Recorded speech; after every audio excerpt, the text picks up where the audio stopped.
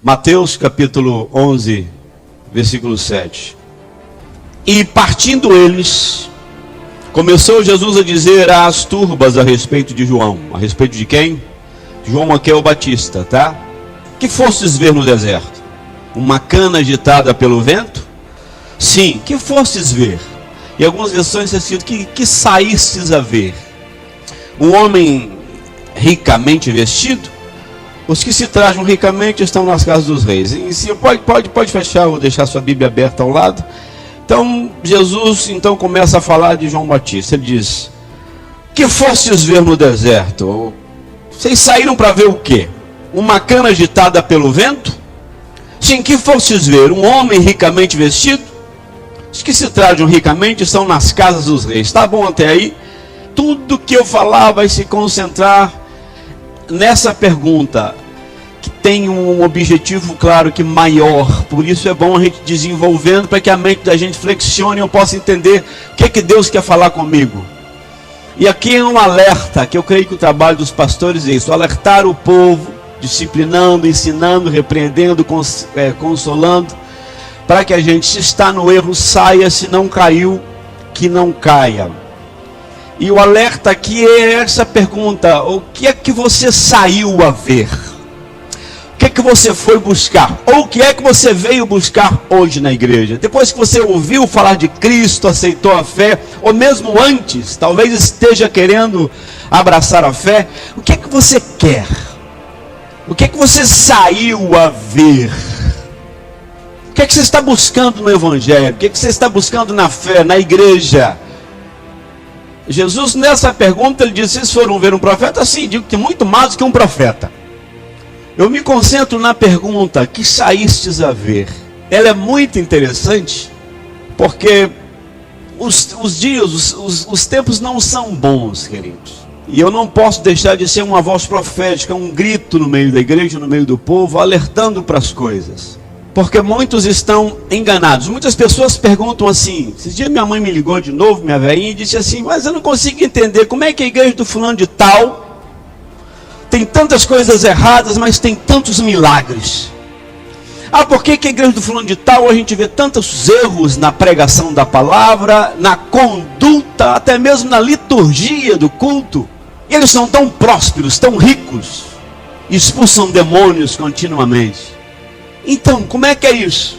Deus opera e ao mesmo tempo não opera? Deus está a favor deles, ainda que estejam pregando um evangelho falsificado? Ainda que estejam utilizando o reino dos céus ou a igreja como título, o nome de Jesus e de Deus, para enriquecer, para se vestir da lã, para comer a carne da ovelha, quando na verdade não estão pastoreando? Mas a gente vê milagres acontecendo e vê prosperidade, a igreja lá cresce, e essa confusão é séria. Mas o que a Bíblia diz a respeito disso? Nessa passagem, o tema central aqui é João Batista, do versículo 7 até o 19. E você, olha que interessante, é que Jesus, no contexto, ele diz: vocês saíram a ver um profeta, e mais do que um profeta. E ele diz na sequência, porque é mais do que um profeta, porque ele foi anunciado já no Antigo Testamento, que ele vinha preparar o caminho de Cristo. Mais do que um profeta, ele diz que nascido de mulher, não tem homem que nasceu como João Batista. Grandioso, Jesus estava dizendo. Não por outras coisas, mas pelo que ele veio fazer, anunciar e preparar o caminho do Senhor. Eu pergunto a vocês, já como eu tenho que adiantar o meu tempo aqui, aproveitar bem o meu tempo, o que é que os pregadores de hoje precisam fazer? Qual é o papel da igreja? Não é preparar a vinda do Senhor também? Ou preparar a terra, preparar a igreja para a volta do Senhor? É ou não é? Se você não sabia, fique sabendo que é. Porque Jesus vai voltar e nós precisamos ter duas coisas na mente: o pregador, o líder, a igreja. Que a igreja precisa estar preparada para a volta de Jesus, é ou não é? E que os que não estão sejam preparados, os que estão lá fora. A igreja fortalecida para alcançar a estatura de varão perfeito, conduzi-lo à imagem de Cristo o mais próximo possível. É o papel do pregador. E da mesma maneira, salvar os que estão lá fora perdidos. Porque Jesus vai voltar. João prepara a vinda, nós preparamos o povo para a volta de Cristo. Não é tão nobre como o papel de João, o seu caráter era uma coisa linda demais, e era algo muito objetivo, mas a igreja tem esse papel. Então o anunciante da palavra de Deus, ele precisa se preocupar com essas duas coisas. Eu preciso pregar para uma igreja que amadureça, para uma igreja que cresça na graça e no conhecimento, não em finanças, não em curas, não em milagres, não em outra coisa. Isso podem ser consequências. Mas o papel do pregador é ser um arauto da voz de Deus. Isso da igreja também precisa fazer.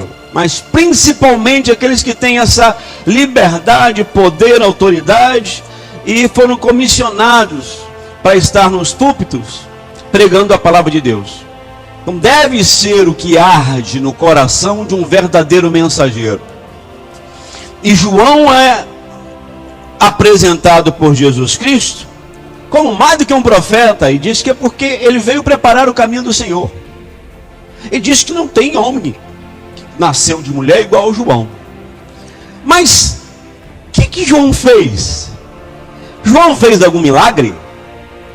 João foi alabado, louvado, reconhecido por parar a chuva, deter o sol, levantar paralíticos, ressuscitar mortos?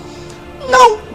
Você pode ver que há um versículo aqui que diz assim, João 10,41 diz assim, muitos foram ter com ele aqui é Jesus, e diziam, João na verdade não fez milagre algum, mas tudo quanto ele disse desse homem, que é Jesus, era verdade.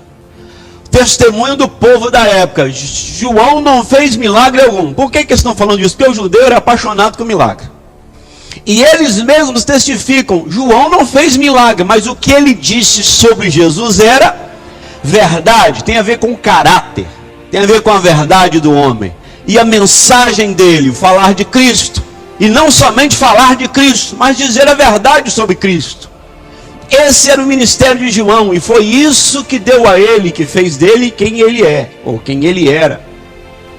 Não pelos milagres. Porque tem muita gente voltada para isso. E não só muita gente hoje. Olha só o que Paulo diz aos Coríntios, lá no capítulo 1. Ele diz assim, no versículo 22. Preste bem atenção nisso. Diz assim, porque os judeus pedem sinal, pedem milagre. Escute. Os gregos buscam sabedoria, mas nós pregamos a Cristo crucificado, que é escândalo para os judeus, os que queriam milagres, e loucura para os gregos, que eram os que queriam conhecimento, sabedoria, saber e cada vez mais saber. Mas para os que são chamados tanto judeus como gregos, lhes pregamos a Cristo, poder de Deus e sabedoria de Deus. Isso é o que Paulo fazia e se preocupava em fazer.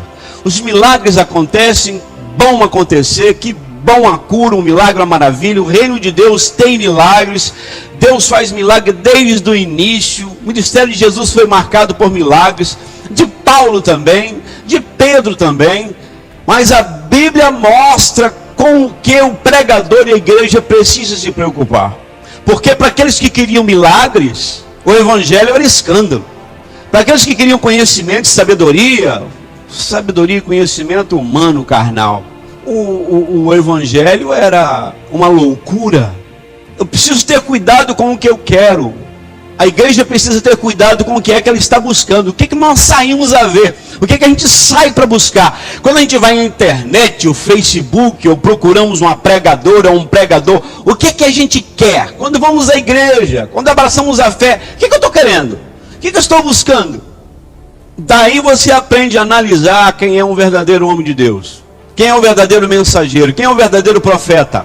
Porque Paulo é muito claro dizendo o que é que ele pregava. Paulo não pregava milagres. Paulo não pregava coisas.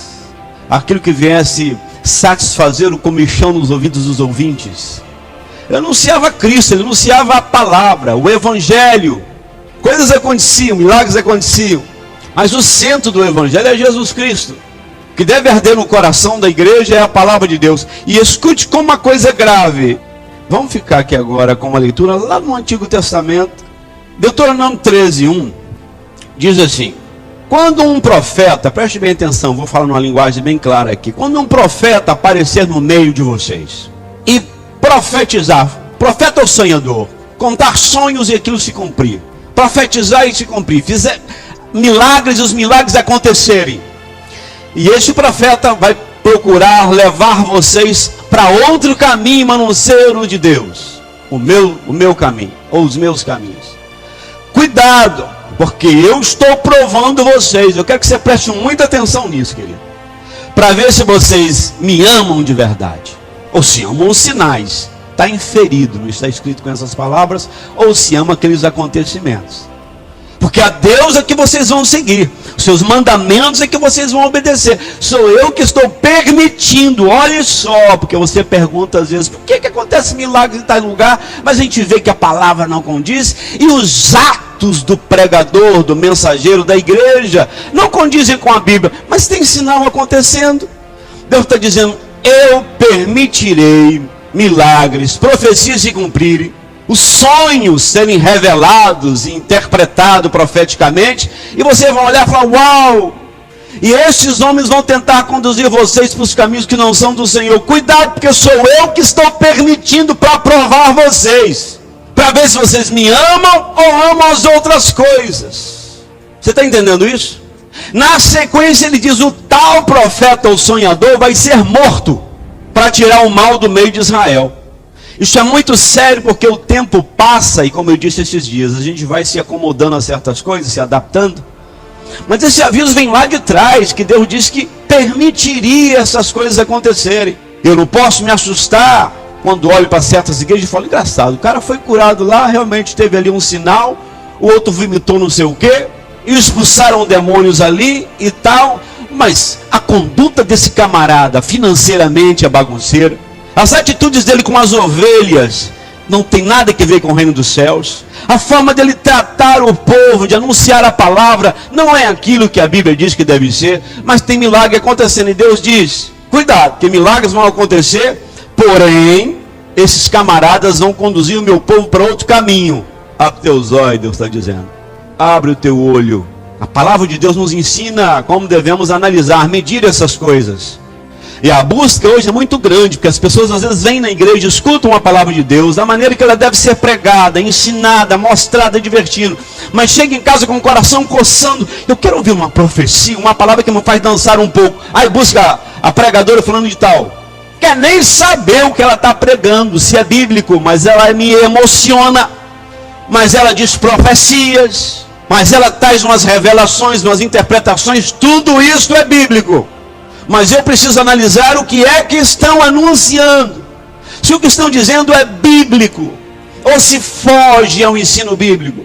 Se a conduta dele ou dela com a igreja, a forma de tratar o dinheiro da igreja, a forma de tratar as pessoas. Porque hoje está uma coisa louca, eu vejo pessoas saírem da igreja e você pergunta depois, a fulana saiu da igreja por quê? Ela foi para a igreja do fulano porque ele era tão bacana. Bacana o diabo também é, irmãos. Ela foi lá porque o cara era simpático e vestia uma túnica, colocava um manto branco no corpo e dizia, vai dar tudo certo. Porque o cara era tão legal e fazia visitas aos lares, e era tão show de bola, e no culto passava, punha a mão sobre todo mundo, rebolava, dançava, e só tem mensagem de, vai dar tudo certo, é só vitória. Mas a Bíblia tem consolo, tem exortação, tem repreensão. Não pode ser pregado uma coisa separada da outra. Profeta que anuncia só coisa boa não é profeta de Deus. Isso não existe. Os profetas vinham, gritavam nas praças, anunciavam o caminho errado e diziam, mas tem solução para vocês. Vocês estão no caminho errado, mas tem como sair dele. Mas a gente escuta, ainda hoje, depois de 13 anos pregando em Portugal, e eu não mudei a minha mensagem, ela se aperfeiçoou, graças a Deus, tem melhorado pela busca do conhecimento. Mas aí tem gente que fica sentado nas cadeiras pensando, será que não vai ter uma profecia? Está ela aqui. Será que não vai ter uma revelação? Está ela aqui, nua e crua, pura e fiel, a palavra de Deus. Será que Deus não vai falar comigo nada hoje? Não tenho nada contra isso. Deus me usa em revelação, em profecia, em cura. Não é isso que eu estou falando. O nosso coração está procurando o quê? O que saístes a ver? Quando o profeta ou sonhador, os milagres acontecem. Mas o que é que ele está falando? Essa palavra me conduz para onde? A tranquilizar a minha carne, a tranquilizar a minha vida, ou ela me faz ter desejo de melhorar a minha vida? Porque esse é o caminho da palavra: edificar a igreja. Edificar é levantar, é construir, é te levantar. Uma igreja que seja pura, sem mácula, sem ruga, para se encontrar com o noivo. Paulo disse certa feita: eu preciso que vocês me suportem na minha loucura, porque zelo por vocês, como um pai zela por uma filha virgem, a qual tem que apresentar um noivo, e esse noivo é Jesus. Se tem 2000 anos, você sabe como é que um pai preparava uma filha para encontrar com um noivo? Todo mundo sabe. Tem uma ideia? Porque se há 20, 30 anos atrás a menina para namorar com um camarada era pela janela, ou sentava a menina aqui, o pai no meio, o namorado do outro lado, e o velho no meio. Imagina 2000 anos atrás. E ele está dizendo: eu zelo por vocês como um pai zela por uma virgem, apresentá-la ao noivo. O pai guardava com cadeado, nego, para não passar vergonha, porque se ela se deitasse com o camarada e não tivesse sangue no relacionamento sexual, o casamento era cancelado. Se ela não tivesse o nome puro, limpo, bagunçava o nome da família toda. Paulo está dizendo: eu zelo por vocês como um pai zela por uma filha virgem, apresentaram o noivo. E não é qualquer noivo, o noivo de vocês é Jesus. Imagine maior zelo que deve ser tido. Agora eu sento aqui, ou me ponho de pé aqui a pregar coisas que alegrem o coração da igreja. Eu quero vocês alegrem, claro que eu quero. Por isso que ontem teve um churrasco lá na casa do Avelino. Por isso que teve um retiro lá na piscina e outras coisas com os jovens e adolescentes. É bom, se alegre, mas a Bíblia não é para isso. A Bíblia é para me alertar. É para despertar a minha vida. Tem palavra de alegria? Tem. Jesus está voltando. Oh glória! Eu vou morar na eternidade. Aleluia! O Espírito Santo habita em nós. Glórias a Deus. Mas o que é que você saiu para ver? O que é que seu coração está buscando? O que é que você veio na igreja ouvir? Quando você vai para a Bíblia, quando você vai procurar um pregador na internet, não é pecado. O que é que você está procurando? E a conclusão desse profeta diz que ele vai ser morto. Vão matá-lo. Se você continua lendo, vai dizer que se a sua mulher, o seu pai tentar te tirar do caminho, mate-o. No Antigo Testamento, não vai matar a velha não. Mas no Antigo Testamento, se tua mãe ou teu pai, ele sai do profeta e vem para a família, quiser te desviar do caminho, mata. É sério isso aqui. Não importa se mamãe ou papai é bacana, se o pregador é legal, se ele é bonzinho, se ele é... Você está pensando que se mamãe abriu igreja aqui só porque ela é minha mãe, eu vou congregar lá? Se ela não tiver palavra, você acha que eu vou lá congregar com mamãe? Mas tem gente que, se o cara for bacana, ele está atrás. Eu gostando dessa pregadora, ela é tão simpática. Não importa o que ela prega. Ah, esse camarada é tão bacana, ele é assim. Como é que vai? Tudo bem com vocês, meus amados queridos? Deus os abençoe, amém? Vai dar tudo certo. Estou vendo aqui um milagre na sua vida, um milagre na sua também. Ah, pronto. É o cara. A forma do pastor falar é tão assim, cativante. É assim que o diabo fala. Eu não estou falando de todo mundo que fala cativante seja usado pelo diabo, não é isso. Eu estou falando aqui, não vá por isso, porque o ser humano é assim. O ser humano gosta de... Quem não gosta? Desde criança, da gugu. É. E a gente cresce que é uma palavra assim bonita, confortável, gostosa. Ela é... A palavra de Deus, ela é assim mesmo quando ela vem com veemência, com ímpeto, que ela é incisiva e que ela me balança. Eu falo: não, esse pregador está mexendo com o fundo da minha alma, parece que sabe dos meus segredos. E você sai bravo, ela tocou nos meus pontos podres. Que bom que a ideia da palavra não é ficar massageando o seu ego para você ficar sentada confortavelmente em cima do seu pecado, da sua inércia espiritual, da sua frieza ou mornidão espiritual, do seu comodismo. Ela precisa mexer comigo ali embaixo. Eu citei essas outras passagens em frente, os versículos, que diz que mesmo se a sua mãe quiser te levar para o mau caminho, mete a pedra. Aleluia. A gente já poderia parar? Eu sei que sim. Mas a pergunta que fica no ar e repercute, ela tem que te acompanhar até em casa, o que você saiu a ver? Você já entendeu que o teor disso aí, a essência, isso parafraseada, o que eu estou buscando? O que eu estou querendo? Por que eu vim à igreja hoje? Por que eu quero voltar domingo que vem? Por que eu estou no reino dos céus? Por que eu abracei a fé? Jesus diz em Mateus 7, 21, diz muitas coisas. no Sermão da Montanha, que começa no capítulo 5, termina no último versículo do capítulo 7.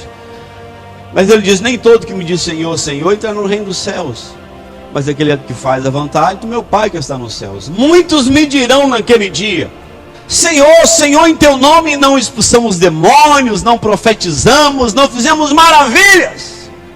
Se não fizemos milagres, a gente não fez ali paralítico andar, fizemos vida de pessoas serem prosperadas, a gente fazia a campanha do feijão curador, ou do travesseirinho que cura, a gente não solucionou casamentos, e a gente fez lá a campanha da água do Rio Jordão, e deu certo, as pessoas foram curadas. Apartai-vos de mim, vós que praticais iniquidade. Eu nunca conheci vocês, porque você é conhecido pelo que você anuncia, não por essas coisas que a gente faz, porque o diabo faz milagres, irmãos. Moisés foi ao Egito, quando chegou lá ele fazia, o diabo também fazia. O diabo faz gente flutuar, o diabo também move coisas, o diabo fala em línguas. O diabo usa esses mágicos que tem alguns aí que você vê pela internet para fazer mágicas. Ou vocês creem que ele não tem poder? Ludibria, atrai a gente com coisas. Eu estava no mundo ainda quando mataram a minha irmã, e eu queria matar o cara. Arrumei um 32, um 20, um 38, um 22, pus na cintura e estava igual doido procurando um rapaz para matar. Me disfarcei, pus barba, e andei, pulei no quintal da casa dele. Fiz de tudo. Um dia, mamãe falou comigo: vamos lá na macumba falar com o capeta, ver o que vai dar. Fomos e chegamos na porta do centro de candomblé. O tal do cara chamava Baiana. A mulher começava assim. Aí um espírito um doido lá que manifestava nela. Aí quando nós chegamos na porta do centro de macumba, na porta, o diabo tomou a mulher e falou: deixa o revólver do lado de fora. Eu, tá bom. Revelação. Tem gente que se falar coisa com o ego, ai meu Deus do céu, Deus está no negócio, fica esperto, querido. Quando eu entrei com a mamãe, o diabo falou assim: eu sei porque que você está aqui. Você veio porque mataram a sua irmã. Foi isso que aconteceu. Aí o diabo começa: aí você vai matar o cara, que eu vou te ajudar. Eu falei: opa, isso aí que eu quero, capeta. Estava no mundo, mamãe ao meu lado ali, coitada, sofrida pela perda da filha, e eu desesperado pela perda da irmã. E é assim que o desesperado faz. Quando o cara está desesperado, ele faz besteira para todo lado, irmãos. Até mesmo vir a Cristo pelos motivos errados. Até mesmo ouvir a palavra pelos motivos errados. Eu não queria nem saber, eu queria solução, eu queria matar aquele camarada, eu queria vingança. Agora não matei ninguém, porque Deus tinha outros planos para mim. Quando eu estava sentado na cadeira, eles vieram, né, e cantando um monte de música de macumba, eu lá sentado na cadeirinha.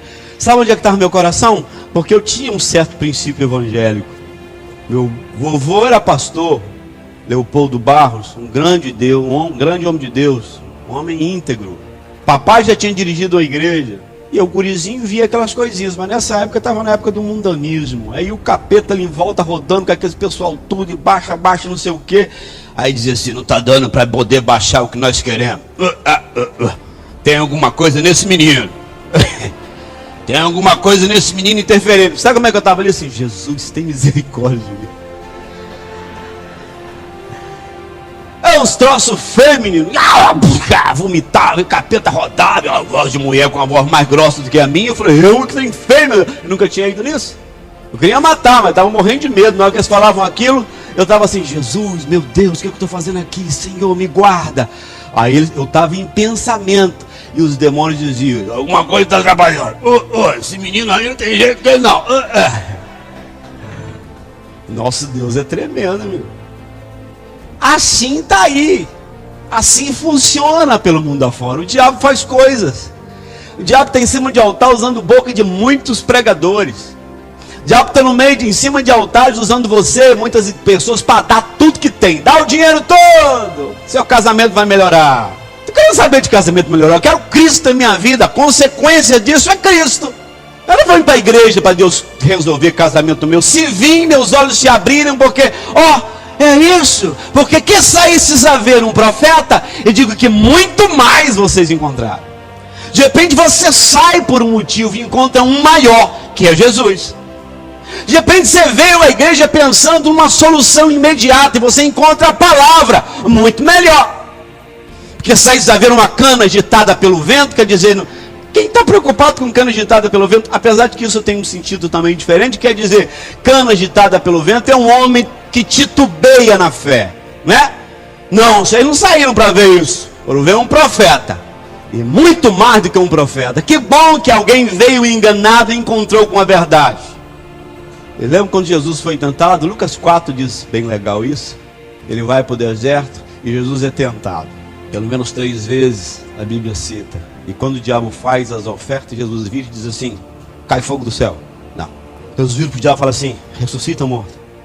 Ou então vira para o diabo e diz assim, Shambalagadaya. Falar em línguas é gostoso, né? Como eu gosto de falar em línguas. Mas Jesus não virou para o diabo e disse Shambawaba. Ou então sapateou nem nada. O que ele diz? Está escrito, está escrito, está escrito. 3 vezes tentado, 3 vezes, está escrito. Está pensando que diabo, nós vencemos o diabo com milagres? Não. Com línguas estranhas? Não. O diabo cantava no céu, era regente das orquestras celestiais. Ele entende disso.